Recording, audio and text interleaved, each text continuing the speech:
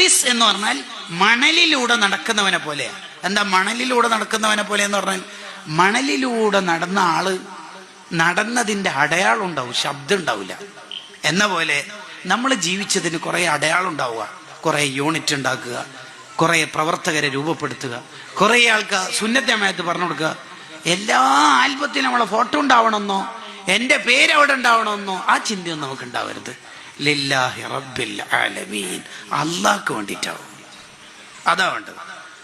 ഉവൈസിനെ നമ്മൾ ഇവിടെ ഓർത്തില്ലേ?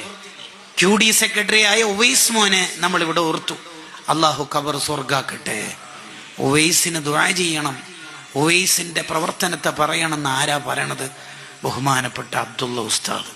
അബ്ദുള്ള ഉസ്താദിന്റെ ഹൃദയത്തിൽ ഉവൈസ് എങ്ങനെയാ ഇടം നേടിയത്? ഫത്ഹുൽ മുഈൻ ദർസിൽ സജീവാണ്.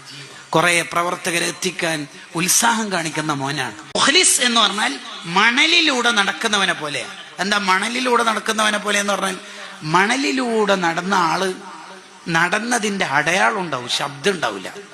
എന്ന പോലെ നമ്മൾ ജീവിച്ചതിന് കുറെ അടയാളം ഉണ്ടാവുക, കുറെ യൂണിറ്റ് ഉണ്ടാക്കുക, കുറെ പ്രവർത്തകരെ രൂപപ്പെടുത്തുക, കുറെ ആൾക്ക് സുന്നത്ത് ജമാഅത്ത് പറഞ്ഞു കൊടുക്കുക. എല്ലാ ആൽബത്തിലും നമ്മളെ ഫോട്ടോ ഉണ്ടാവണമെന്നോ എൻ്റെ പേര് അവിടെ ഉണ്ടാവണമെന്നോ ആ ചിന്തയൊന്നും നമുക്ക് ഉണ്ടാവരുത്. ലില്ലാഹി റബ്ബിൽ ആലമീൻ, അള്ളാഹ്ക്ക് വേണ്ടിയിട്ടാവും. അതാ വേണ്ടത്. ഉവൈസിനെ നമ്മൾ ഇവിടെ ഓർത്തില്ലേ? QD സെക്രട്ടറി ആയ ഉവൈസ് മോനെ നമ്മൾ ഇവിടെ ഓർത്തു. അള്ളാഹു ഖബർ സ്വർഗാക്കട്ടെ. ഉവൈസിന് ദുആ ചെയ്യണം, ഉവൈസിന്റെ പ്രവർത്തനത്തെ പറയണമെന്ന് ആരാ പറയണത്? ബഹുമാനപ്പെട്ട അബ്ദുള്ള ഉസ്താദ്.